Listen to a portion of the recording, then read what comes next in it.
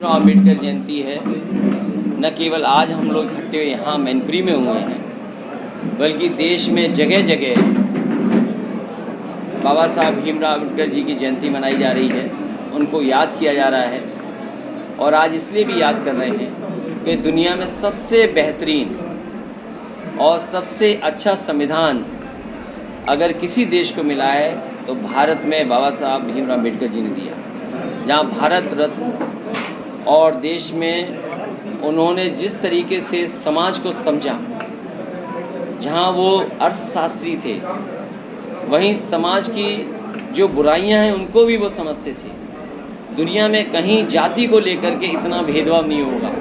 आदमी आदमी से नफरत करता हो जात के आधार पर, ऐसा कहीं दुनिया में नहीं देखा होगा। जो भाईचारा होना चाहिए, जो एक दूसरे के प्रति लगाव होना चाहिए, जो एक जाति दूसरे जाति का सम्मान करे और जिस रास्ते पर समाज चले उस रास्ते को दिखाने का काम बाबा साहब भीमराव अम्बेडकर जी ने किया। इसलिए मैं बाबा साहब को याद करते हुए उनको बहुत याद करते हैं।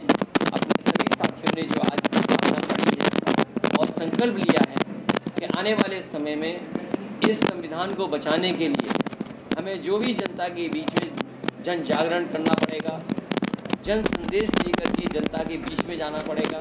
और संविधान को बचाने के लिए संविधान की जो मूल भावना है, जो हमारी प्रस्तावना में है कि भारत हमारा लोकतांत्रिक देश हो, भारत हमारा सेकुलर हो, भारत हमारा समाजवादी रास्ते पे जाए, पंथ निरपेक्ष हो, उस रास्ते पे चलने का काम हम लोग करेंगे। यही संकल्प आज लिया। नेताजी आए थे, नेताजी का ये बहुत पुराना क्षेत्र है। कम से कम संविधान बचाने के लिए हम लोग आगे आए। और हम तो मैनपुरी के पत्रकार साथियों से कहूँगा कि आपके बलिया में साथी बंद हैं। बलिया में बताओ क्या था, पेपर आउट हो गया, उन्होंने केवल खबर सूचना और जानकारी दे दी तो उन्हें जेल में जाना पड़ा। सुनने में आया कि पेपर आउट वाला अभी भी गिरफ्तार नहीं हुआ। इस सरकार में पहली बार पेपर आउट नहीं हुआ है। न जाने कितनी परीक्षाएं रद्द हो चुकी हैं इस तरीके से। ये सरकार नौजवानों के भविष्य से खिलवाड़ कर रही है। और मैं नौजवानों से कहना चाहता हूँ, ये सरकार नौकरी और रोजगार देने वाली नहीं है। केवल आपको विज्ञापन पढ़ने को मिलेगा सुबह से अखबारों में कि आपको रोजगार और नौकरी मिल गई।